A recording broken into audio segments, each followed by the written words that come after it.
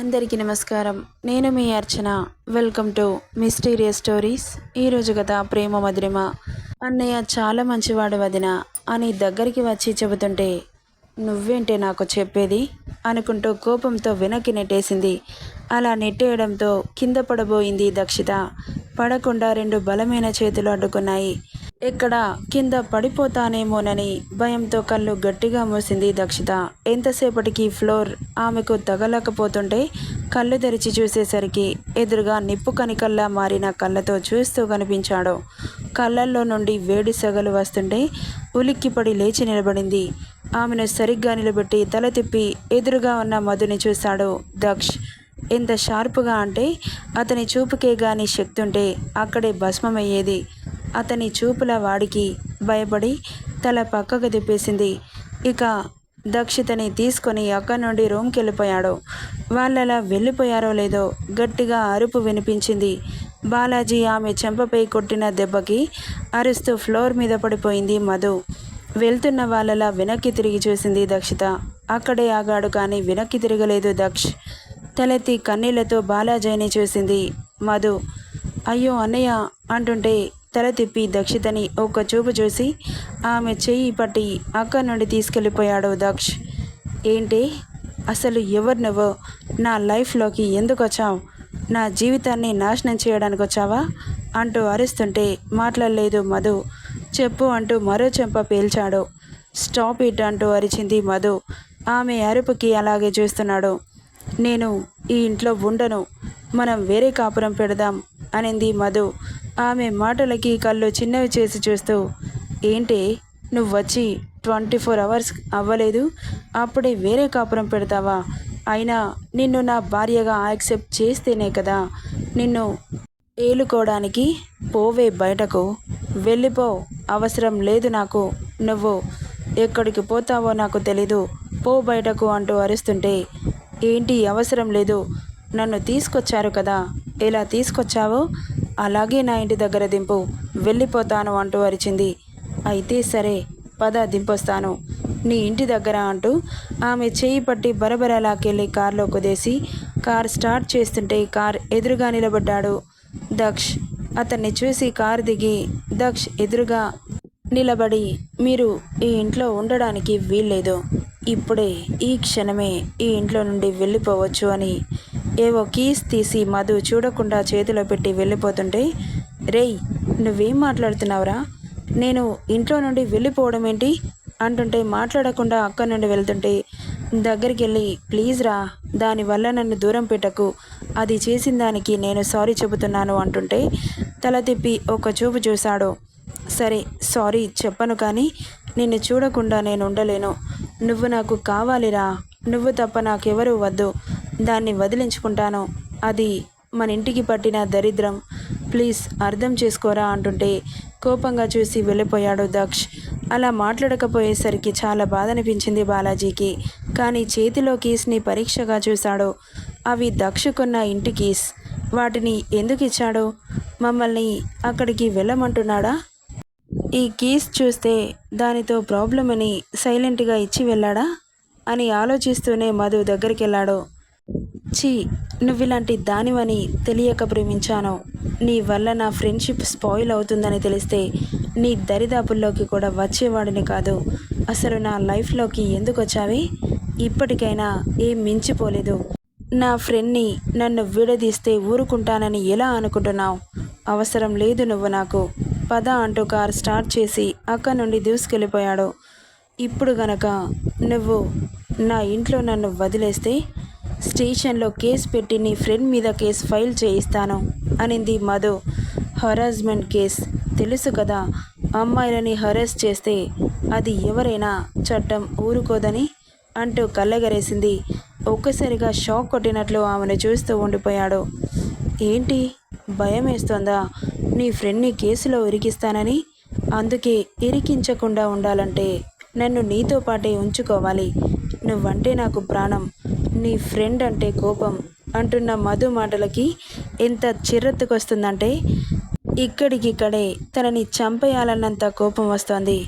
ఏంటలా చూస్తున్నావు అంటుంటే చీ అని ఫేస్ అసహ్యంగా పెట్టి తల తిప్పేసుకున్నాడు బాలాజీ. నువ్వు చీ అన్నా చా అన్నా జీవితాంతం నన్ను భరించాల్సిందే. నీ ఫ్రెండ్తో ఉంటే నన్ను భరించాలి, వితౌట్ ఫ్రెండ్ అయితే నేను నిన్ను భరిస్తాను. బాగుందా మనిద్దరి మధ్య అగ్రిమెంట్ అంటుంటే, ఏంటి నీ మాట వినేది? అస్సలు వినను. ఏం చేసుకుంటావో చేసుకో. నేను నా ఫ్రెండ్ దగ్గరే ఉంటాను. ఉంటే ఉండు, లేకపోతే దుబాయ్. నేను నిన్ను భరించడం ఏంటి? బుల్షిట్. అదే ఇంట్లో ఉంటాను. నా చెల్లిని ఇబ్బంది పెట్టాలని చూస్తే నిన్ను అక్కడికక్కడే ముక్కలు ముక్కలుగా నరికి గుమ్మానికి కట్టేస్తా అంటూ తన విషయంలో దక్షిని ఇన్వాల్వ్ చేసి ఇబ్బంది పెట్టడం అతనికి ఇష్టం లేక ఇంటికి బయలుదేరాడు.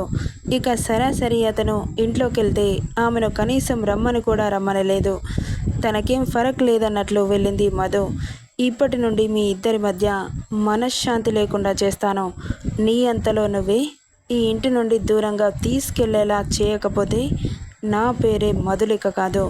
నా తల్లిదండ్రులని, నా అన్నని కొట్టిన వాడిని ఎలా వదిలేస్తాను అనుకుంటూ ఒంటి నిండా పొగరుతో ఇంట్లోకి వెళ్ళిపోయింది మధు. పాపం, తనని కొట్టకుండా ఉండాల్సింది మీరైనా అన్నయ్యకి చెప్పొచ్చు కదండి అంటుంటే చురుగ్గా చూసి ఆమె బుగ్గలు పట్టి కోపంగా చూసి విసురుగా వదిలాడు దక్ష్. ఇప్పుడు నేనేమన్నానని అంత కోపం? పైసా ఖర్చు లేకుండా ఈజీగా వచ్చేస్తుంది కోపం అని గొనుక్కుంటూ వెళ్తుంటే ఆమె జుట్టు పట్టి వెనక్కి లాగాడు. చిన్నగానే వెళ్ళి అమాంతం అతని కౌగిట్లో చేరింది. ఇంత పేషెన్సీ ఎక్కడి నుండి వస్తుందే నీకు? నా విషయంలో తప్ప అందరి విషయాల్లో పేషెన్సీగా బిహేవ్ చేస్తావు. మీ విషయంలో నేను పేషెన్సీగా బిహేవ్ చేయట్లేదా? మరి మీరు ఎలా మారిపోయారు?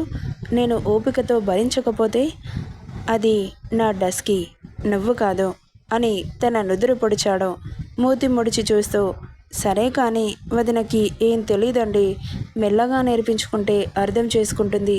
వాళ్ళ అన్నయ్యని కొట్టారన్న కోపంలో ఉంది, ఇంట్లో నుండి పంపించకండి అంటుంటే, నీ కనవసరమైన విషయాల గురించి మాట్లాడి నా టైం వేస్ట్ చేయకు.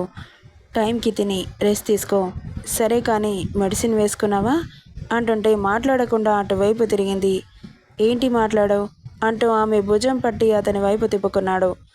నా మాట అంటే లెక్కలేనప్పుడు నేను తింటే ఏంటి, తినకపోతే ఏంటి? డస్కి కోపం తెప్పించకే. నేనేం కోపం తెప్పించట్లేదు, మీరే నా మాట వినకుండా ఏదేదో మాట్లాడుతున్నారు అంటుంటే ఆమె నడుం పట్టి దగ్గరికి లాక్కుంటూ, ఇది మన పర్సనల్ ప్రైవేట్ ప్లేస్ అవునా అని ఆమె మీద చూపు మరల్చకుండా సూటిగా చూస్తూ అడుగుతుంటే అవును అంటూ తలూపింది. మరి అలాంటప్పుడు అయితే నీ గురించి మాట్లాడాలి, లేకపోతే నా గురించి అయినా మాట్లాడాలి.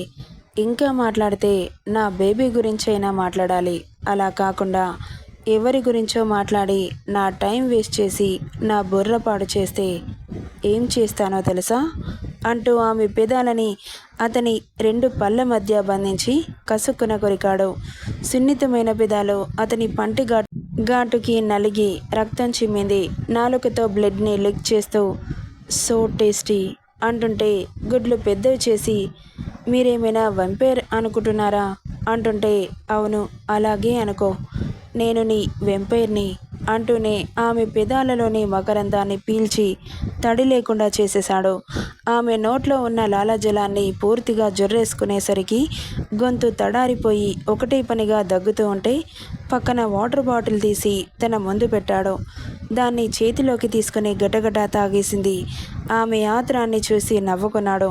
నేను ఇక్కడ ఇబ్బంది పడుతుంటే మీకు నవ్వొస్తుందా అంటూ ఆమె పిడికిలతో గుద్దింది. ఆమె చేతిని గట్టిగా పట్టి వెనక్కి మడిచి ఆమెను దగ్గరికి తెచ్చుకొని ముందుకు పడ్డ కురులని చెవి వెనక్కి నడుతూ, బాధపడ్డావా అని స్మూత్గా అడుగుతుంటే ఎందుకు అడుగుతున్నాడో తెలియక అయోమయంగా చూస్తూ ఉంది. ఫేస్ అలా పెట్టకే, నిజం చెప్పు. ముందు బాధగా అనిపించింది, కానీ తనకి లోకం తెలియదని అర్థం చేసుకున్నాను. ఇక ముందు కూడా మేబీ ఇలాగే ఉండొచ్చు, కాస్త జాగ్రత్తగా ఉండాలి అంటుంటే అర్థం కాకుండా చూసింది. నీకేం జరగకుండా చూసుకోవడానికి నేనున్నాను, జరిగితే ఊరుకుంటానా? ప్రాణాలు తీయడానికి కూడా వెనకాడను. డోంట్ వరీ, ఈవినింగ్ హాస్పిటల్కి వెళ్దాం, చెకప్ ఉంది, రెడీగా ఉండు అని నుదుటిన ముద్దు పెట్టి గాఢంగా హత్తుకొని, ఐ వాంట్ యూ బ్యాడ్లీ అని చెవిలో హస్కీగా చెప్పగానే ఇప్పుడు అంటూ చూసింది. నైట్ ప్రిపేర్డ్గా ఉండు అని చెప్పి సైడ్ స్మైల్తో చూస్తూ వెళ్ళిపోయాడు.